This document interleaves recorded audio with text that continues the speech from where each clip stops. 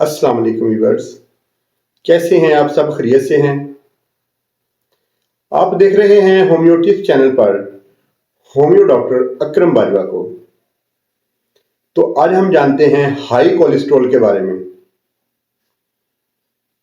خون میں کولیسٹرول کی مقدار کے بڑھنے سے دل کے امراض اور بلڈ پریشر کا ہائی ہونا، شریانوں میں خون کا گاڑھا ہونا، لوتھڑے بننا، بازوؤں اور ٹانگوں کا سن ہونا، چلنے پھرنے، سیڑھیاں چڑھنے یا کام کرنے کے دوران سانس پھولنا، وزن میں اضافہ ہونا، تو ان تمام علامات میں آج کی جو دعا ہے وہ بہت ہی فائدہ بخش ہے۔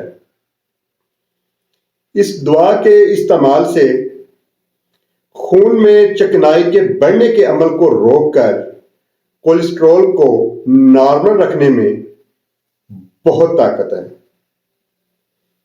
تو اب چلتے ہیں اس دوا کی طرف۔ تو یہ دوا ہے ہومیوپیتھک کی ایلم سٹیوا۔ ایلم سٹیوا کیو طاقت میں اس کے 10 قطرے آدھا نیم گرم پانی میں ڈال کے آدھا کپ نیم گرم، اس میں 10 قطرے ڈال کے صبح دوپہر شام 3 ٹائم پئیں۔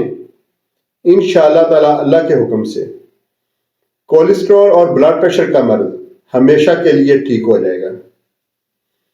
دعاؤں میں مجھے یاد رکھیے گا۔ بہت شکریہ۔